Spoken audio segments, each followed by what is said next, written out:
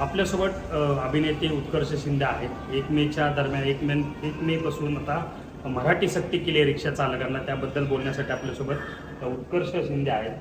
काय सांगाल, 1 मे पासून मराठीची सक्ती केली आहे रिक्षा चालकांना, योग्य आहे? योग्य. सर्वप्रथम सर्वांना जय महाराष्ट्र.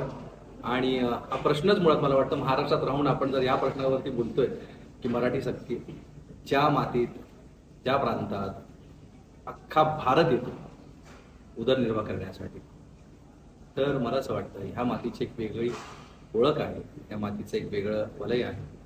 ह्या मातीचं जे वलय आहे त्याचा मुख्य कारण आहे इकडची भाषा. मराठी भाषा ही आमची आई आहे. आम्ही अन्य भाषेला आमची मावशी नक्कीच मानतो. आम्ही तुमच्या आईचे म्हणजे आमच्या मावशीचे आदर नेहमीच करत आलोय, करत राहू. पण तुम्ही आमच्या आईचा निरादर किंवा अपमान आम्ही खपून घेणार नाही. तर तुम्ही सर्वप्रथम जर इथे उपजीविका तुमची घेण्यासाठी करण्यासाठी येत असाल तर तुम्हाला इकडच्या भाषेचा मान सन्मान तितकाच करायला हवा असं मला वाटतं. कारण भाषा ही नेहमी माणसांना जोडण्यासाठी असते. आणि जो कुठला व्यक्ती भाषेला नकारत असेल, मुख्यतः मराठीला नाकारत असेल, मला वाटतं त्या प्रांताला त्या माणसांना नाकारतोय.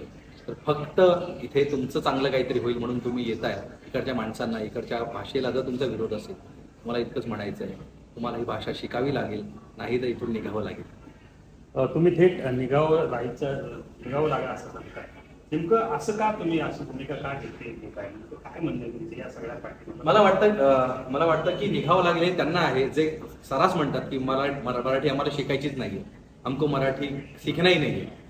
मला वाटतं जर तुम्ही त्या मातीमध्ये येताय, तुमचा परिवार तुमचे संबंध भविष्य बघून तुम्ही येताय की आम्हाला उद्याचं भविष्य या मातीतून घडवायचं आहे, आणि ते करत असताना तुम्ही जर आमच्यावरती किंवा मराठी माणसांवरती किंवा महाराष्ट्रावरती अशा प्रकारे कमेंट्स करणार असाल, अशाप्रमाणे जर तुम्ही वाक्य प्रचार तुमचं होणार असतील की आम्हाला मराठी शिकायची नाही, याचा अर्थ तुम्ही मराठीमध्ये महाराष्ट्रामध्ये जगण्यासाठी नाही तर आमच्यावरती राज्य करण्याच्या हेतून येतात. तर आमच्यावरती जर कोणी अशा प्रकारे फक्त इथे येऊन राज करण्यासाठी येत असेल तर मला त्या परप्रांत्याने हे म्हणायचं की इथे मला मराठी शिकावी लागेल, नाही तर मी निघावंच लागेल. आपण जर पाहिलं तर काही मराठी नेते जे मुंबईतील मराठी नेते त्यांनी देखील आता आंदोलन करणार या सगळ्यावर. खरंच योग्य आहे त्यांचं म्हणणं? काय नेमकं? मला वाटतं की ना हा विषय पॉलिटिकली किंवा राजकारणी किंवा ह्या अशा विषयातून नसावा, हा अस्मितेचा विचार आहे. आपलं संविधान आपल्याला काय सांगतं त्याही उपर आपण ज्या मातीत जन्माला येतो, ज्या मातीसाठी आपण इतके रक्तपात किंवा इतक्या हुतात्म्यांनी आपला स्वतः जीव दिला, हे सगळं या महाराष्ट्राने बघितलं. तर हा फक्त आणि फक्त हा जो काही संघर्ष होता ह्या मराठी भाषेसाठी होता, मराठी माणसांसाठी होता, या मातीसाठी होता.